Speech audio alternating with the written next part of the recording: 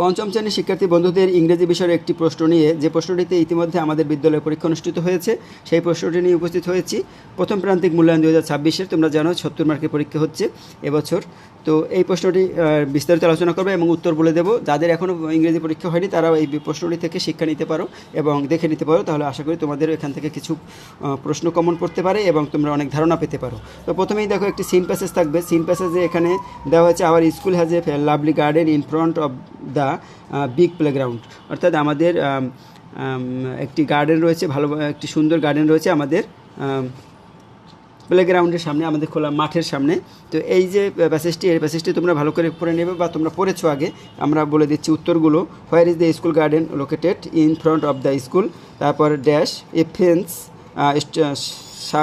Surrounds the garden, মানে একটি বেড়া দিয়ে বাগানটি ঘেরা আছে। হুইচ অফ দ্য ফলোয়িং ও flowers not mentioned in the text? অর্থাৎ এই গল্পের মধ্যে কোন ফুলের নাম নেই? এটা হলো লিলি। ড্যাশ ড্যান্সেস, এটা হবে butterflies dances on the flowers in the garden. Which tool is used for gardening? Spade. তারপরে দেখো 2 নম্বরে থাকবে শূন্যস্থান পূরণ। এখানে কিছু ওয়ার্ড দেওয়া রয়েছে, এই ওয়ার্ডগুলো দিয়ে শূন্যস্থান পূরণ করতে হবে। A dash a group of people is working in the field. তারপরে বি নম্বরের উত্তর হলো এইটা।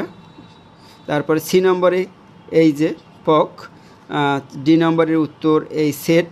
আর ই নম্বরের উত্তর তোমরা একটু পড়ে নেবে, তাহলে ভালো হবে।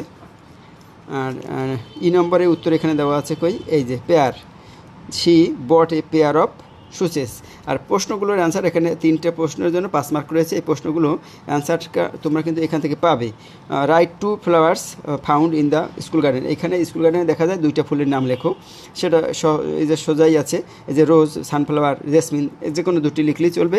আর 2টি একটু বড় হবে, তোমরা এখান থেকে বিস্তারিত প্রশ্নগুলো তোমরা এই প্রশ্ন দুটো দেখে নেবে এবং বাসায় লিখবে। তারপরে 4 নম্বর থেকে একটি আনসিন থাকবে। এখানে কি আনসিনটি এসেছে দেখো। A library is a place where the books are arranged for the readers. অর্থাৎ একটি লাইব্রেরি হলো এমন একটি জায়গা যেখানে বইগুলো সাজানো থাকে যারা বই পড়ে তাদের জন্য, পড়ুয়াদের জন্য। তো এরকম একটি প্যাসেজ এসেছে, আনসিন প্যাসেজ। এই প্যাসেজটি তোমাদের বইয়ের বাইরে থেকে আসবে, এই দেখতে পাচ্ছ প্যাসেজটি। তোমাদের অন্য প্যাসেজও আসতে পারে, কিন্তু বইয়ের সেখানে প্রথমে যে অংশটি দেবে, যে প্যাসেজই আসুক না কেন, তোমাদের প্রথমেই থাকবে একটি এ কলম বি কলম ম্যাচিং থাকবে। এখানে এই যে প্যাসেজের অনুযায়ী যে এই শব্দের সাথে মিল করে এখানে প্যাসেজের অর্থ দেওয়া রয়েছে। লাইব্রেরির সাথে 5 নম্বর মিলবে। A place where books are kept for reader. তারপরে এই যে বড় হলো ধার করা, এখানে 7 number. To take something for some times, কিছু সময়ের জন্য ধার করে নেওয়া। ডিফারেন্ট ভিন্ন, নট দ্য সেম, একই নয়। সাইলেন্স হলো 2 নম্বর। টু বি কোয়াইট মানে নিরিবিলি। আর নোলেজ অর্থ জ্ঞান 4 নম্বর, যে টু নো অ্যাবাউট সামথিং, কোনো সম্পর্কে বিস্তারিত ধারণা নেওয়া। তারপরে দেখো answer the following questions to into sentence. অর্থাৎ এখানেও 5 মার্কের জন্য 3টি প্রশ্ন থাকবে। হোয়াট ইজ লাইব্রেরি কি? লাইব্রেরি হলো, এখানে একটা আমি অ্যান্সার দেবো না, a place where books are kept for reading. এইগুলো এখান থেকে তোমরা এই প্যাসেজটি থেকে প্রশ্ন 3টি অ্যান্সার পাবে।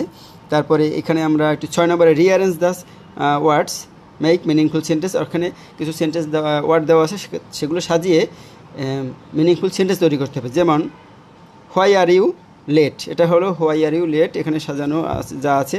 তারপর এখানে হবে আই অ্যাম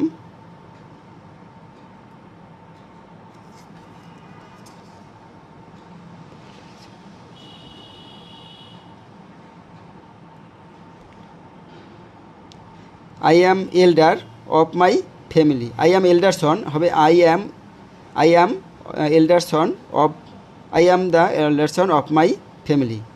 তারপরে এখানে একটু চেঞ্জ হবে, কি যে আই অ্যাম এল্ডার, এখানে অ্যাম হবে এল্ডার son of the my family. I am elder son of the my family, এটা হবে সেইভাবে। একটু ঘুরানো বড় সংখ্যা তো। আর এটা কি, Rina library went to the Omar went to the library with Rina.